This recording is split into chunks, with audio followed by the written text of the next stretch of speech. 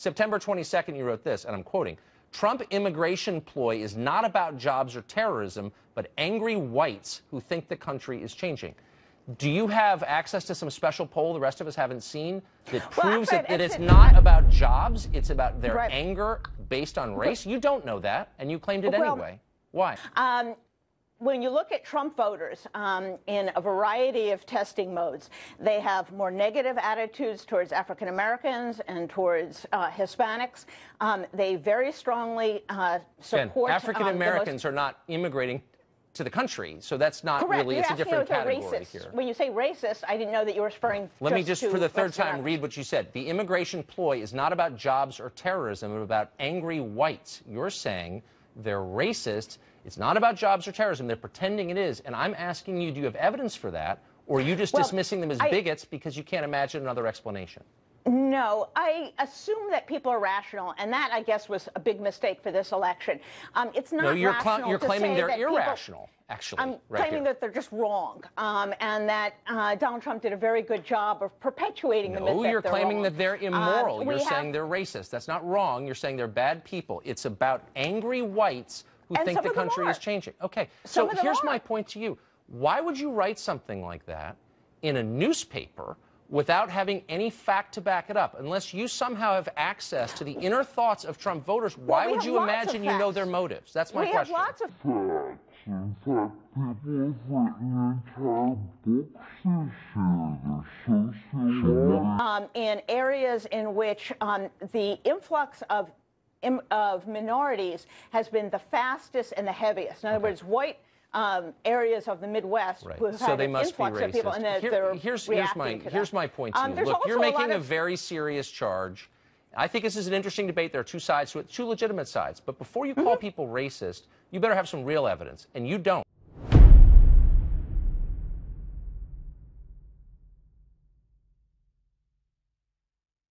Well, listen. Simone, I want to go back to you for a minute because you made a lot of headlines yesterday by saying the Democratic Party does not need white people to lead it. Do you stand by that, or do you want to clarify? And I stand by it. I think it's past time for an elected chair of color. I think representation matters. And the base of the Democratic Party is white people, it's black people, it's Latinos, Hispanics, Native Americans, gay, straight, all different types of religions. But I'm definitely also fighting for all brown people, all shades of brown, Latino, African American, Native American, Asian American, so on and so forth. So I stand by that, and I know that makes some people uncomfortable, but somebody's got to be out here fighting for the folks, and that's me. Steve, what do you make of Simone's stance there? Well, you know, Pamela, I have to say that the Democrats and the left, their fixation with identity politics, number one, it didn't work at all, and it hasn't been working, by the way, for about 8 years. While they did win the White House twice, they've been losing governorships, state legislator seats, House of Representatives seats at a breakneck pace. So the American people are tired of the divisiveness of identity politics. What they want, what we want, and I say this as a Latino, what we want is economic growth. And that's what Donald Trump promised America. That's what he's going to deliver to America as president. Enough of the identity politics. We are Americans, and as Americans, we need economic growth and security. Can I say one more thing? Go ahead, Simone. Yeah. I just want to note that it is really important that we talk about intersectionality. So yes, we need economic growth, but if we don't account for intersectionality, if we don't account for identity, as people like to say, then we're not talking about the fact that, yes, white women earn 79 cents for every dollar a white man makes, but black women earn 64 cents for every dollar a white man makes. Latino women, 54 cents. That is intersectionality, that is identity politics, and that is something we need to continue to talk about. Simone, none of that's true. If you do apples-to-apples comparisons of the exact same job, that's just not true. Women choose a lot of different professions than men. No, it's not true. Look at the 8-year trend of what Democrats have done in offices, both in Washington, D.C. and around America,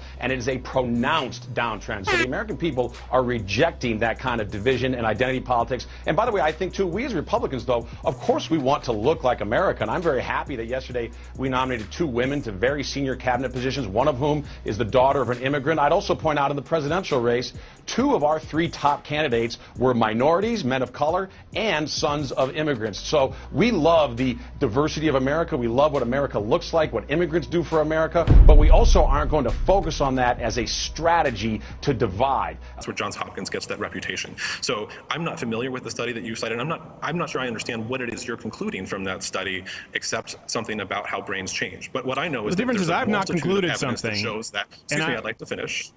Well, it's not fair. I can't let you get away with that, though, and say I only know one doctor. That's not accurate, Zach. There's more than one doctor on planet Earth who thinks that injecting estrogen into a man or abnormal levels of testosterone into a woman could be bad. The only point I'm making here is that doesn't mean that this sector of the medical industry or America or the world means they're bigoted or ignorant. You're drawing a conclusion. I'm not. I'm saying, is it within the bounds of reason that a doctor may not want to treat that because the science isn't in, and it doesn't necessarily make them a transphobic bigot? It's a simple question. So unconscious bias is a concept well documented in psychological studies, which is basically that people associate negative things with people of color and positive things with whites. So if that is true, how does it, given that that is true, how does white privilege not exist? Okay, so you're asking about unconscious bias. I apologize because it's kind of echoey, but the question was, if there is unconscious bias, just to repeat it so I'm making sure I get it right, if there is unconscious bias, how does white privilege not exist? The question is, given that there is unconscious bias, how does white privilege not exist? Okay, so number one, so when I speak about white privilege, yes, so when I speak about white privilege, I'm speaking specifically about behavior. Okay, there have been no studies, and really I've looked at these studies, the connection between what they call implicit bias, this is their favorite phrase now, implicit bias, unconscious bias, and biased behavior has yet to be proven at any level that is even remotely necessary to be used in, for example, a courtroom, which is why it's never been used in a courtroom. Gotcha, bitch! It is also true that there is no way, there really isn't, there's been no proven way to alleviate what they call unconscious bias, which means that we're ghost hunting. So what I would suggest is that if there is unconscious bias, and I'll acknowledge the possibility or the reality of unconscious bias, if there is, then I need you to, I don't care about what's in people's heads so much as what they do. So if you point me to a racist behavior, don't worry, I'll let you respond. If you point me to a racist behavior, I'm happy to stand alongside you and protest it. What I can't do is protest about things in people's head that I don't know about because I'm not a mind reader. Okay, so that's a really interesting response, and to that I have 2 questions. Firstly, what I've heard you say that this is something that, you know, the way people think doesn't affect their behavior. So that's the first thing you've said. So I'm really curious if you can kind of give me another example of a thought that somebody has which doesn't affect their behavior. Like, do people who, you know, support Trump not vote for him? Like, I'm very curious about that. Yes. And secondly, so the second thing that I want to ask is that if it's something that's hard to fix, does it mean we shouldn't do anything about it? Because you said, oh, I don't know if we can change how people think. Does that mean we shouldn't try? I mean, first of all, not a great impression. But beyond that, my voice isn't that low. But beyond that, as far as the first question, which is, do people have thoughts that don't manifest in behavior? Yes, all the time. For instance? For instance, every thought that you have about walking up here and strangling me right now. Gotcha, bitch. I mean, I assume like we have thoughts all the time that don't manifest in behavior, and this is true every single day. We consider thoughts that cross our minds. And the problem with unconscious bias is the idea is you don't even know that you're having the thought, right? So how can you stop it if you don't even know that you're having it? But then we should be able to gauge the unconscious bias and its impact on behavior. That's why it's unconscious bias as opposed to conscious bias. Right? The idea behind unconscious bias is that it's not even a ghost, it's a ghost of a ghost, because you don't even know you're having the thought. So people, the whole idea behind diversity training is the idea that you can retrain people to stop their chain of thoughts in order so that it doesn't manifest in behavior. I don't think that every thought manifests in behavior. If it did, then every time a man saw a good-looking woman walk down the street, a straight man saw a good-looking woman down the street, we'd have a real mess on our hands. So you know, the second question, the idea was a little too broad for me to respond to, which is just because something is tough, don't we have to face up to it? Yes, we have to face up to tough things all the time. And one of the tough things I would suggest that we face up to is that you have a lot more control over your own behavior and the decisions you make than the supposedly widespread unconscious bias of people you've never met. It is all very funny, but actually, if we're talking about a narrative, Let's just have a look at the heads of state of the European Union. Let us see how many people there are actually female. Let us look at the heads of boards, of members of boards, of trustees on boards. There are so few in Britain that we now actually have a group, a device, an institution designed to get more women onto boards, because it is so, we have less female MPs than they do in Afghanistan. It really is, and he may laugh it off and say, oh, this is gender balance gone mad. But actually, mate, it's not balanced in the first place. It's not balanced, and one of the reasons why it's not balanced... Isn't that a sexy... Aren't you woman-splaining by calling me mate? I'm just going back to your previous point. It's because women feel undermined in the office. Going back to your point about the electorate, women are the largest electorate in the country. If they wanted the government to be full of female MPs, they could vote them in. There isn't a secret plan to keep women out. And moreover, we're talking here about a union that members subscribe and pay for to be members of.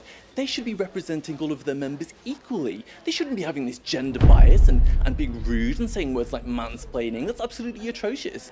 I advise, if there are any Swedish men watching this programme, I advise them, cancel your membership to this union and hit them where it hurts. I mean...